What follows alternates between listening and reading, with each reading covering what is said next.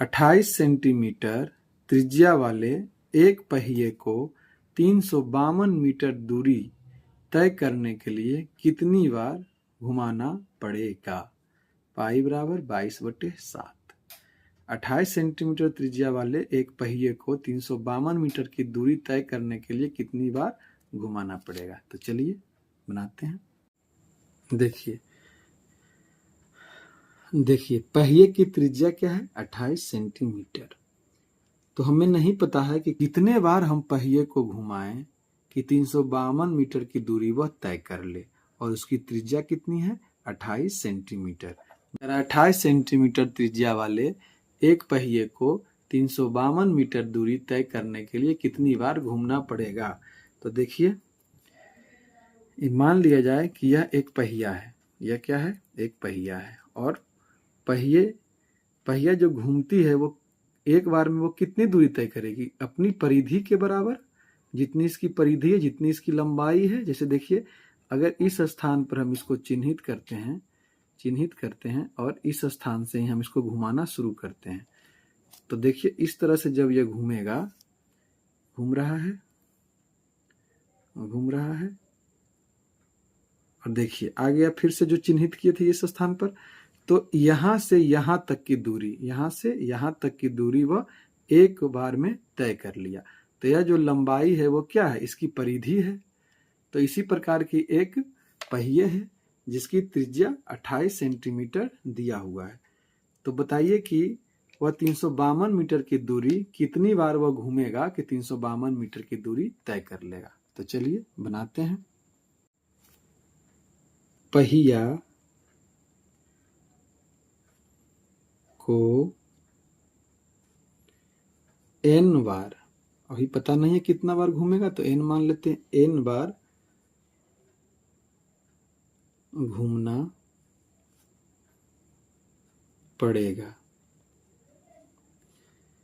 अब देखिए पहिए की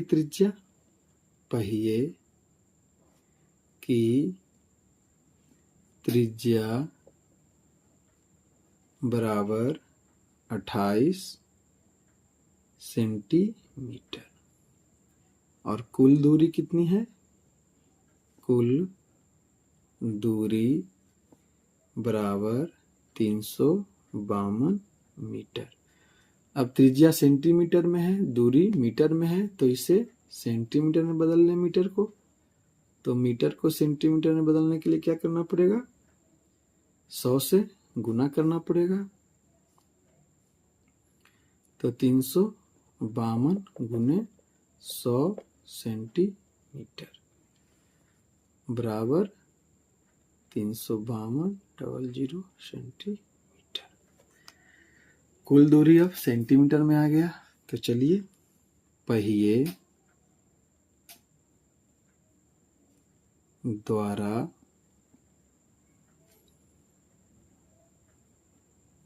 तय की गई दूरी बराबर n गुने पहिए की परिधि। आपको पहले ही बताए हैं कि जो पहिए की परिधि होगी, जो लंबाई होगी, वही एक बार में वह उतना दूरी वह क्या करेगी? कवर करेगी। तो एक बार में पहिए की परिधि के बराबर वह दूरी तय करती है, तो कितने बार में वह इतनी दूरी 352 सेंटीमीटर। पहिए द्वारा तय की गई दूरी बराबर n गुने पहिए की परिधि। तो पहिए की जो परिधि होगी वही पहिए की क्या होगी? लंबाई होगी। पहिए द्वारा तय की गई दूरी बराबर n गुने पहिए की परिधि। तो पहिए की परिधि क्या हुआ? पहिए की लंबाई, मतलब एक बार में पहिए की लंबाई के बराबर यह दूरी तय करेगी। तो कितनी बार में वह इतनी दूरी तय कर लेगी? तो चलिए, पहिए द्वारा तय की गई दूरी 35,200 सेंटीमीटर बराबर n गुने 2πr। अब देखिए n गुने 2π का मान 22/7 और रेडियस कितना है? 28। अब इसे सॉल्व करते हैं। तो देखिए 7 × 28 कट गया, 4 दूनी 8, 8 चक 32, 4 दूनी 8, 8 चक 32, 8 चक 32, 22 दूनी 44, मतलब 200 बार। तो n बराबर सेंटीमीटर से सेंटीमीटर 200, n बराबर 200, तो n बराबर 200, तो n बराबर 200 चक्कर, मतलब 200 चक्कर जब लगाएगी पहिए तब यह कुल दूरी कवर कर पाएगी। ठीक है, कितना बार घूमना पड़ेगा? 200 बार घुमाना पड़ेगा पहिए को, तब वह 352 मीटर की दूरी तय कर लेगी। ठीक है, इसी प्रश्न को दूसरे तरीके से देखिए। पहिए की त्रिज्या बराबर 28 सेंटीमीटर, तो पहिए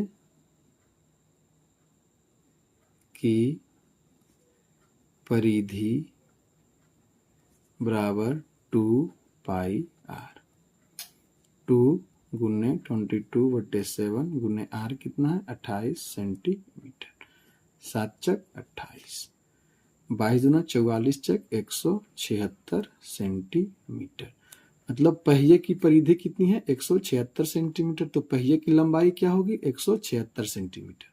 पहिए की लंबाई 176, मतलब पहिया एक बार में 176 सेंटीमीटर की दूरी कवर करती है। तो पहिया एक बार में एक बार घूमती है, तो 176 सेंटीमीटर की दूरी 176 सेंटीमीटर की दूरी तय करती है। तो 352 मीटर की दूरी तय करने में एक बार में 176 सेंटीमीटर, तो कितने बार में 352? तो कहने का मतलब है 176 सेंटीमीटर जाने में एक बार घूमती है, तो 1 सेंटीमीटर घूमने में उसे कितना लगेगा? 1/176, तो 352 मीटर 1/176 सेंटीमीटर गुने 352 मीटर, और इसे जब हम सेंटीमीटर में बदलेंगे तो 100 से गुना हो जाएगा। ठीक है, तो इसे इस तरह से काट देंगे, तब क्या हो जाएगा? 200 सेंटीमीटर कट गया, मतलब 200 बार। इस तरह से भी आप हल कर सकते हैं इसे। 200 बार 352 मीटर दूरी तय करने में 200 बार पहिए को घूमना पड़ेगा। 352 मीटर की दूरी तय करने में 200 बार पहिए को घूमना पड़ेगा। ठीक है, चलिए